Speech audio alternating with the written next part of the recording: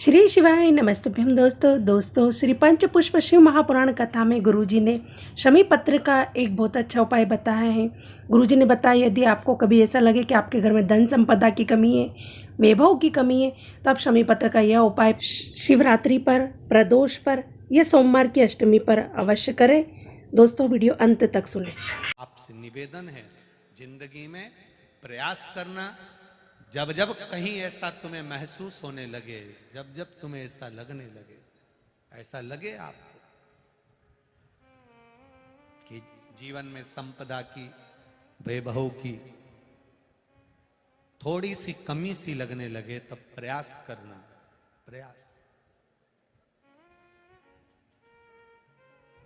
तब प्रयास करिएगा कि कहीं नहीं जाना। एक शमी का पुष्प आस्था चैनल पर आप लोग दर्शन कर रहे होंगे, नीले कलर का एक सुबेरे कोई पत्रकार बंधु भी हमको ला कर दिए हैं शमी का पुष्प।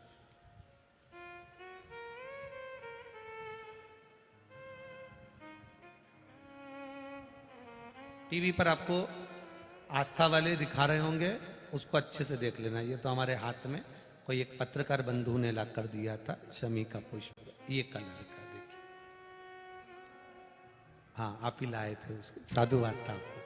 तो ये शमी का पुष्प है। भूल से भी अगस्त से मार्च अप्रैल तक शमी का फूल आता है। लगभग एक आध महीना कोई वृक्ष ऊपर नीचे हो सके तो हो जाए, पर समय यही रहता है लगभग। प्रयास कर, एक शमी का पुष्प भी अगर भूल से भी देवाधिदेव महादेव को समर्पित हो जाता है, शंकर भगवान को भूल वश भी चढ़ जाता है, तो व्यक्ति खड्डे में नहीं गिरता, अगर गिर भी गया तो उबर कर वापस बाहर आ जाता है। धन वैभव संपदा में शमी पुष्प की बड़ी महत्वता फिर स्मरण रहे। कई लोग शमी को खेजड़ी कहते हैं, बिल्कुल सही नाम है। राजस्थान में इसको खेजड़ी कहते हैं। कांटे वाला पौधा होता है, ऊंट भी इसको खाता है, और ये कांटेदार पौधा है, पर ये शिव को प्रिय है, शनि को प्रिय है, गणेश जी को प्रिय है। आप दिल से समर्पित करो, दिल से उसका स्मरण। बस शमी की जो पत्ती होती है,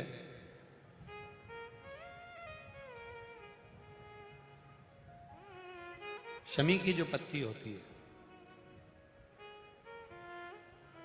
एक पत्ती में जितनी पत्तियां लगी होती हैं और एक पत्ती के अंदर, जरा ध्यान देंगे, जैसे इस पत्ती में ढेर सारी पत्तियां लगी हुई है, उस पत्ती में से भी एक पत्ती तोड़ोगे और एक पत्ती तोड़ने पर उस पत्ती को भी अगर गिनोगे तो उसमें बहुत सारी पत्तियां होती हैं।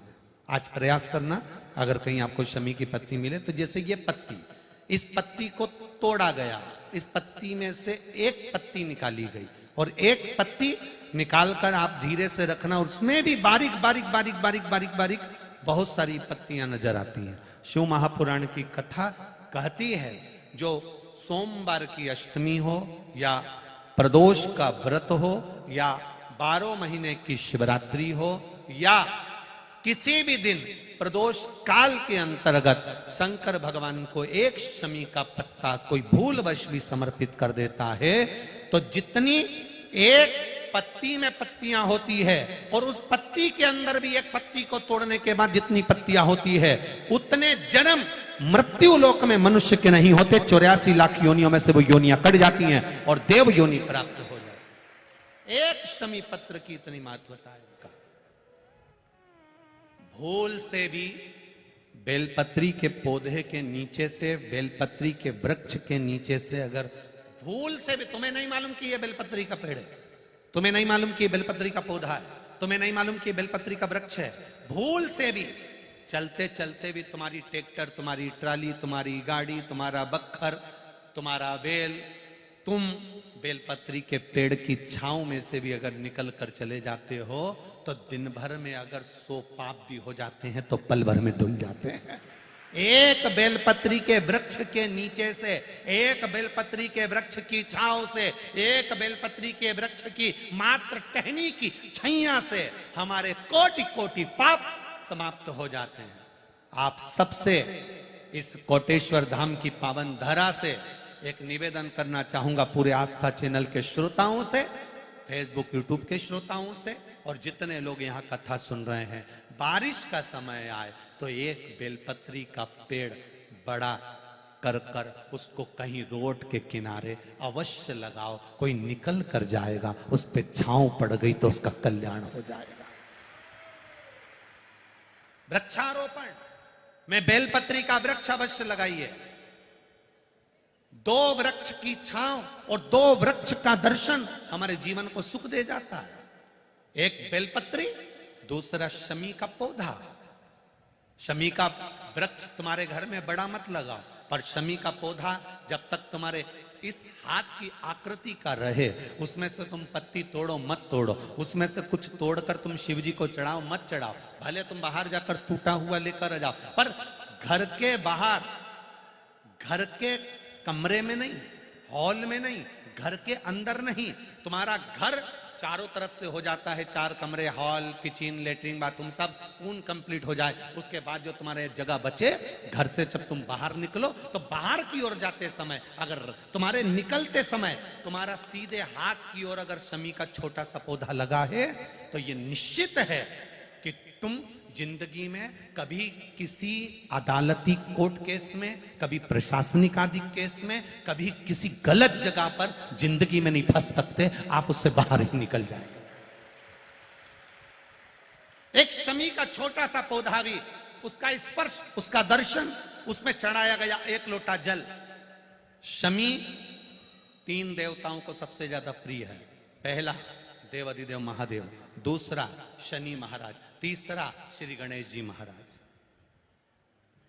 श्री गणेश जी महाराज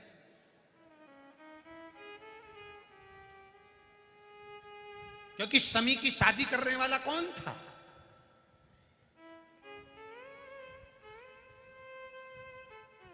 कौन इनको विवाह करे? अभी आगे आप कथा में सुनेंगे, शमी और मंदार की कथा जब आएगी, शमी और आकड़े के फूल की, सफेद फूल, नीला फूल, गुलाबी फूल आंकड़े का जो होता है, मंदार का होता है, उसका वर्णन जब आएगा आप उसमें श्रवण करेंगे। एक शमी का पौधा, तुम घर से बाहर निकल रहे, हाँ ये जरूर है कि जो फ्लैट में रहने वाले हैं वो इस पौधे को नहीं लगा पाएंगे,